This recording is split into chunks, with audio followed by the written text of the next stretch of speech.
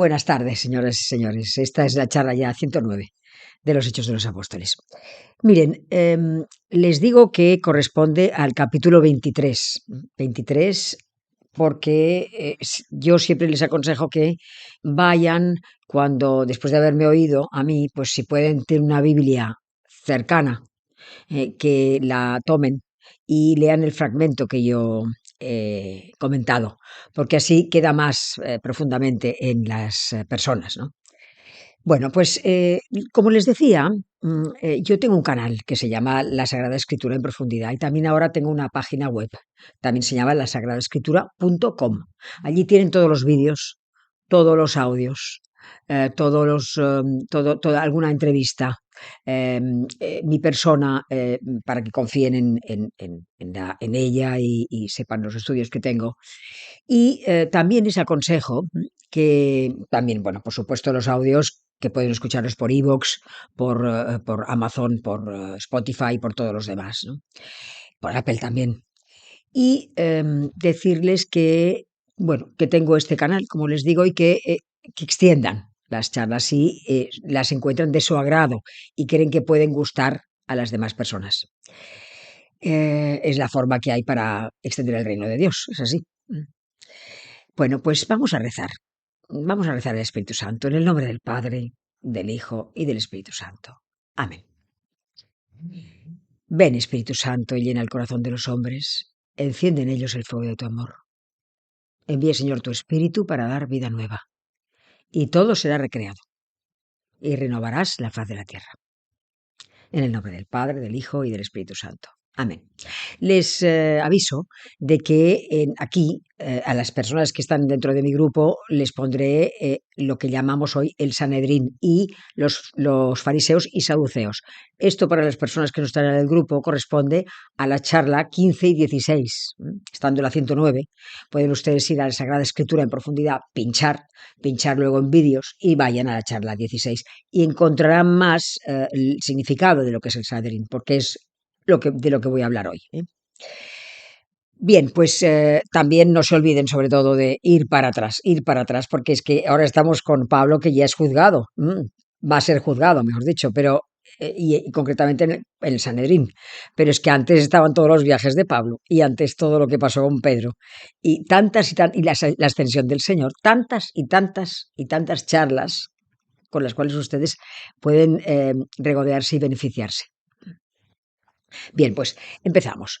Recuerden una cosa, vamos a ver, estamos en el momento en que Pablo ha sido tomado por los romanos, por el ejército romano, concretamente por el centurión, llevado a la Torre Antonia, y allí está a punto de ser azotado, eso se lo dije la semana pasada, cuando él alega que es ciudadano romano. Claro, al decir esto, el tribuno se asusta, porque la ley romana permitía, mejor dicho, no permitía a los ciudadanos romanos el ser azotados o atados con cadenas si eran ciudadanos romanos. Entonces él se va a encontrar con que, bueno, por un lado es una persona que los judíos dicen que es judío, pero que también pues hace multo. Y él no se acaba de aclarar porque, como les dije la última vez, lo que Pablo dice delante de la gente está en arameo, o sea, él habla en arameo. Entonces el tribuno no se entera. Entonces, para esto él dice, en cuanto Pablo dice que es ciudadano romano, el texto nos dice, al momento, estaba atado para a punto de ser azotado. Dice, al momento se retiraron los que iban a darle el tormento. El tribuno temió al darse cuenta de que le había encadenado siendo ciudadano romano. Temió por su vida. Entonces, ¿qué piensa el tribuno? Dice, al día siguiente, queriendo averiguar con certeza de qué le acusaban los judíos, le sacó de la cárcel y mandó que se reunieran los sumos sacerdotes y el Sanedrín. Hizo bajar a Pablo y le puso ante ellos. Entonces empezamos hoy el texto, les voy a leer el texto correspondiente al día de hoy. Que recuerden que el Sanedrín era la autoridad moral y política del judaísmo. O sea, era el único órgano político, político judío, con el que el poder de Roma aceptaba colaborar. O sea, que no era cualquier cosa el Sanedrín. Entonces, les leo el fragmento de hoy. para que ya entren en materia. Dice, una vez Pablo está enfrente del Sanedrín, dice, Pablo miró fijamente al Sanedrín y dijo, hermanos, yo me he portado con entera buena conciencia ante Dios hasta este día. Pero el sumo sacerdote Ananías mandó a los que le asistían que le golpeasen en la boca. Entonces Pablo le dijo, Dios te golpeará a ti, pared blanqueada. Tú te sientas para juzgarme conforme a la ley y mandas, violando la ley, que me golpeen. Pero los que estaban a su lado le dijeron, ¿insultas al sumo sacerdote de Dios? Pablo respondió, no sabía, hermanos, que fuera el sumo sacerdote. Pues está escrito, no injuriarás al jefe de tu pueblo. Bueno, aquí hay mucho que contar, van a ver. Primeramente empezamos, dice, Pablo miró fijamente al Sanedrín y dijo, cuando Pablo mira fijamente al Sanedrín, les digo que no es cualquier cosa, es como un reto. O sea, todas las personas que se presentaban al Sanedrín salían hacia el Sanedrín pues medio con muchísimo temor. O sea, que los mire fijamente quiere decir que se siente lleno de la fuerza de Dios, que está él convencido de quién es y de que va luchando por nuestro Señor Jesucristo. Entonces dice, entonces mirándoles fijamente dice, hermanos, yo no me he portado con entera buena conciencia ante Dios hasta este día. Pero les dice hermanos, no les dice hermanos y padres. Ustedes recuerdan, hace 3 o 4 charlas, cuando los judíos de alguna manera ponen en manos de los romanos a Pablo. Pablo, antes de subir a la Torre Antonia, pide por favor al tribuno si puede hablar con esta gente que le ha perseguido. Entonces se dirige a ellos como hermanos y padres. Pero aquí no. Aquí todo un Sanedrín está cuando se dirige a ellos como hermanos. Porque, claro, él entiende que no, o sea, no les tenía como, no les reconocía, digamos, como autoridad para juzgarlos. O sea que para él no eran ni jueces ni superiores. Eso por un lado. Y claro, cuando él dice, yo siempre me he portado con entera buena conciencia ante Dios y hasta este día, lo que le está diciendo es que siempre se ha conducido con sencillez, siempre ha manifestado la verdad de Dios, tiene la conciencia recta, tiene tranquilidad de conciencia y siempre alaba a Dios día y noche. Entonces, claro, esto no les gusta nada a la gente del Sanedrín, ni al sumo sacerdote ni a los que componen el Sanedrín, porque primero les ha mirado fijamente. Segundo, o sea, desafiándoles. Segundo, no les llama con el título que correspondería, padres. Y tercero, les dice que él ha actuado como cree que tiene que actuar. Entonces, en consecuencia, dice, el sumo sacerdote Ananías mandó a los que le asistían que le golpeasen en la boca, debido a todo esto que les acabo de explicar. Claro, golpear en la boca a una persona en una asamblea pública, a un judío, era como decir, tú ya no eres hijo de Israel. O sea, era como un bochorno enorme y una profunda humillación.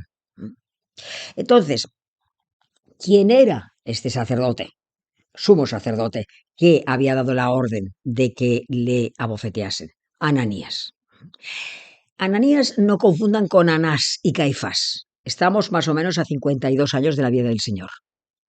Quiero decir, de la vida del siglo I antes de Cristo, perdón, después de Cristo, perdón. Que no se confundan con Anás y Caifás, que estamos a 19 años del juicio que le hicieron al Señor. Esto es lo que quiero decir. Que piensen que cuando juzgaron al Señor eran Anás y Caifás y de hecho Anás era el sumo sacerdote, pero detrás estaba su yerno, mejor dicho su suegro, no, el suegro de Anás era Caifás. Y Caifás también es llamado sumo sacerdote porque es el sumo sacerdote en la sombra. Pero realmente, ¿quién era el sumo sacerdote en el momento de nuestro Señor Jesucristo, el momento de el juicio era Anás, detrás estaba Caifás. Pero este es Ananías. Entonces, porque han pasado, pues ya les digo, 19 o 20 años de la muerte del Señor. ¿Y qué piensan las fuentes judías de Ananías, sobre Ananías? Pues nada menos que lo llaman raza de víboras. O sea, era un hombre que era codicioso, glotón, sensual, disoluto, cruel, insolente, colérico.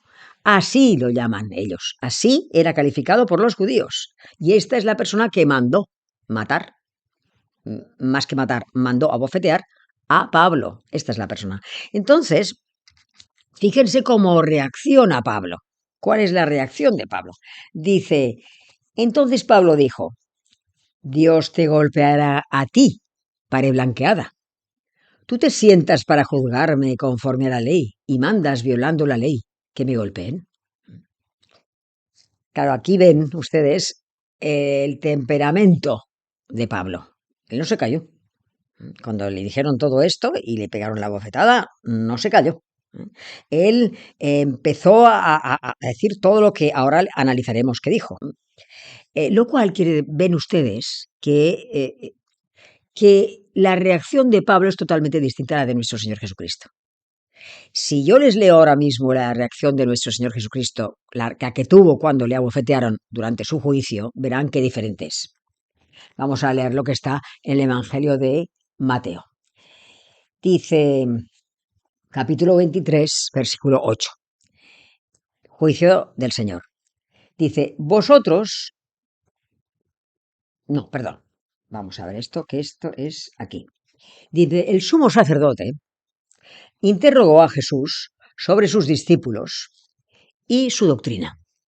Jesús le respondió, he hablado abiertamente ante todo el mundo. He enseñado siempre en la sinagoga y en el templo, donde se reúnen todos los judíos, y además no he hablado nada a ocultas. ¿Por qué me preguntas? Pregunta a los que me han oído lo que les he hablado. Ellos saben lo que he dicho.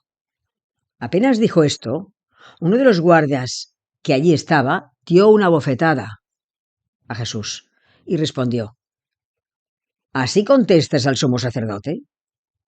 Jesús le respondió, si he hablado mal, declara lo que está mal. Pero si he hablado bien, ¿por qué me pegas? Esta es la reacción de Jesús, cuando también le pegaron, pero fíjense la de Pablo, que temperamentalmente empieza a insultarles. Dice,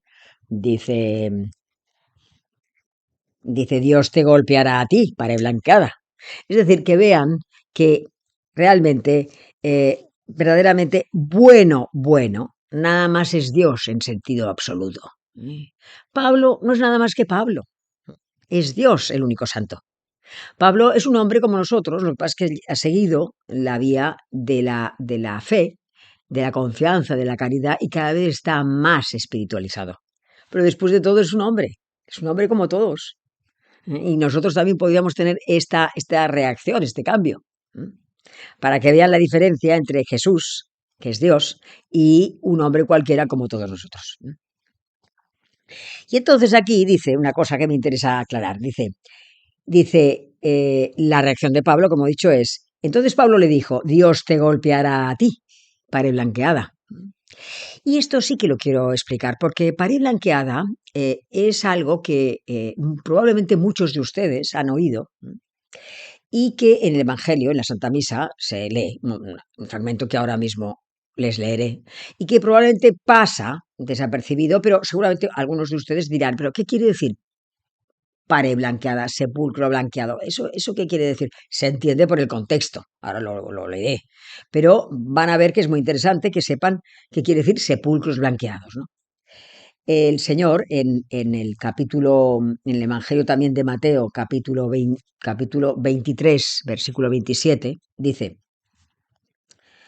ay de vosotros, escribas y fariseos hipócritas, pues sois semejantes a sepulcros blanqueados, que por fuera parecen hermosos, pero por dentro están llenos de huesos de muertos y de toda inmundicia. Así también vosotros. Por fuera aparecéis ante los hombres así, pero por dentro estáis llenos de hipocresía y de maldad. Pero claro, ¿todo esto qué quiere decir? Porque esto es lo que dijo el Señor, pero ¿esto qué quiere decir?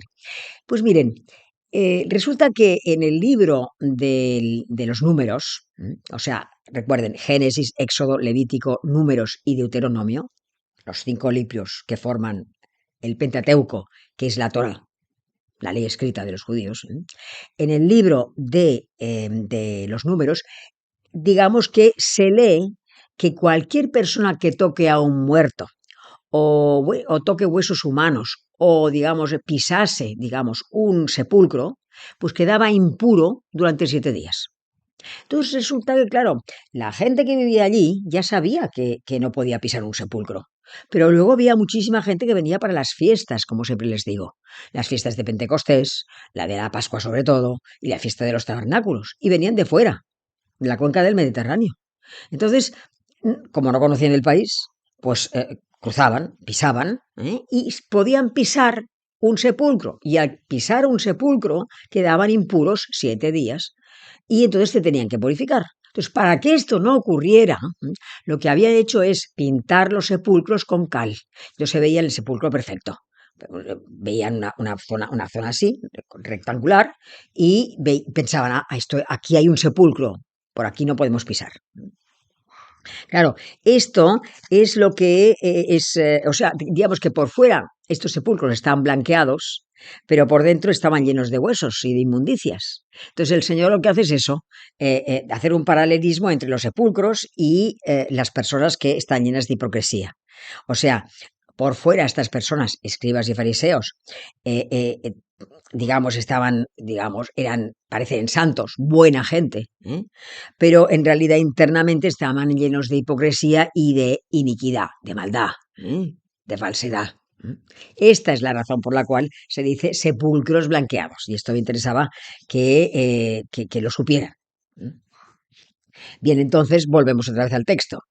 Y en el texto, bueno, Pablo le han pegado, él contesta así, y alguien le dice, pero los que estaban a su lado le dijeron, ¿insultas al sumo sacerdote de Dios? Pablo respondió, no sabía, hermanos, que fuera el sumo sacerdote, pero está escrito, no injuriarás al jefe de tu pueblo. Alguien le dice, estás, digamos, insultando al sumo sacerdote.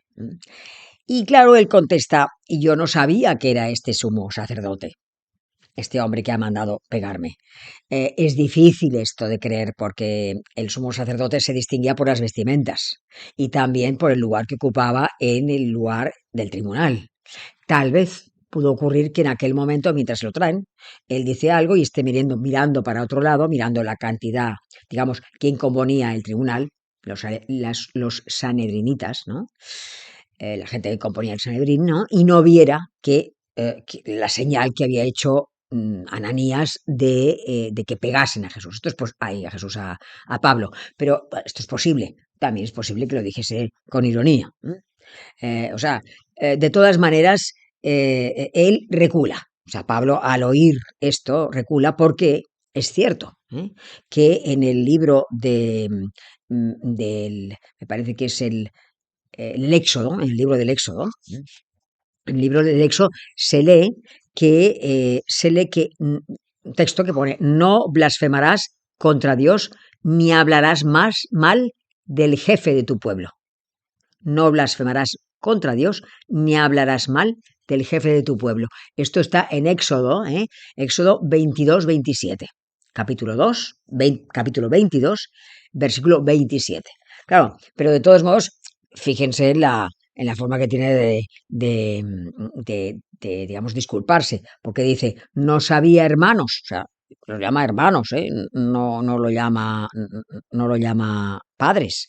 Dice, no sabía, hermanos, que fuera el sumo sacerdote, pues está escrito, no injuriarás al jefe de tu pueblo. Entonces dice, Pablo, dándose cuenta de que una parte eran saduceos y la otra fariseos, gritó en medio del Sanedrín. O sea, empieza la defensa de él. Pero claro, empieza la defensa en base a que ve a fariseos y saduceos mezclados. Que sepan que, bueno, la explicación sobre fariseos y saduceos la pueden encontrar ustedes en la charla mía 16. Sagrada Escritura en profundidad, pinchar allí, luego pinchar en vídeos y van a la charla 16. Y allí se enteran bien de lo que son los fariseos y saduceos. Yo les puedo dar aquí una ligera base sobre ello, ¿no? Digamos que los saduceos eran menos que los fariseos, pero también eran un grupo religioso judío.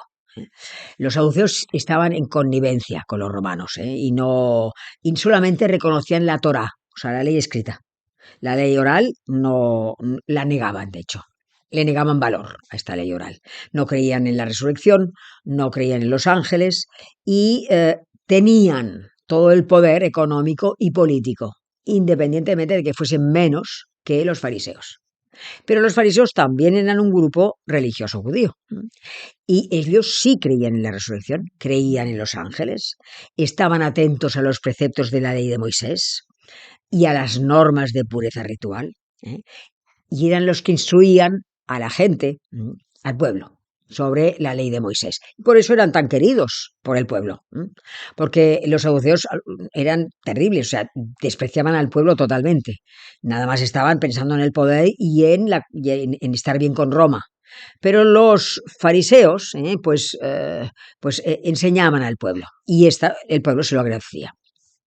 Además, esperaban con anhelo la llegada del Mesías, eso sí. Entonces, esa es básicamente la diferencia entre los dos grupos que van a juzgar a Pablo. Y ya le digo, la diferencia entre fariseos y saduceos, aunque les recomiendo la charla 15. Entonces, yo creo que vamos a dejarlo esto aquí, porque les he hablado mucho. Tienen que pensar bien esta cosa tan interesante que les he explicado sobre los sepulcros blanqueados, sobre lo que era el Sanedrín realmente, el tipo de gente que había y que formó a Pablo. En fin, todo esto lo vamos a explicar, la defensa de él, la explicaremos el próximo día, pero sí les quería hacer las preguntas de rigor que les hago normalmente últimamente para que ustedes piensen sobre el texto que yo les he explicado hoy. Digamos que una pregunta que yo me puedo hacer con ustedes es si yo realmente sé quién dirige mi vida. ¿Quién dirige mi vida? Si es Dios el que dirige mi vida, si Dios es mi centro. Y si mido la realidad de mí mismo y reconozco que no lo sé todo, para pensar en eso. Otra pregunta que les podría hacer es si yo trato, como los fariseos, de manipular a los demás para dominarlos o que hagan lo que yo digo, porque esto es soberbia. Y esto, un signo de soberbia, es eso, la manipulación para que la gente haga lo que yo digo, dominándolos mediante el dominio de estas personas sin que estas personas se enteren mucho. Otra pregunta que les puedo hacer es si yo me enfado cuando no soy reconocido por mis méritos o cuando soy relegado por la gente. Porque es lógico que nos duela ser relegados y es lógico que nos duela no ser reconocido. Pero lo que tenemos que hacer es cada vez desprendernos más de todas estas cosas que son ataduras. Son ataduras al mundo. Y como es dificilísimo conseguirlo, es cuestión de pedirlo al Señor. Bueno, pues nos despedimos hasta la semana que viene y hablaremos entonces sobre el discurso de Pablo a todas las personas estas que están presentes. En el nombre del Padre, del Hijo y del Espíritu Santo. Amén. Dios te salve María, llena de gracia, el Señor es contigo. Bendita eres entre todas las mujeres y bendito es el fruto de tu vientre, Jesús. Santa María, Madre de Dios, ruega por nosotros pecadores ahora y en la hora de nuestra muerte. Amén. En el nombre del Padre, del Hijo y del Espíritu Santo. Hasta la semana que viene, si Dios quiere.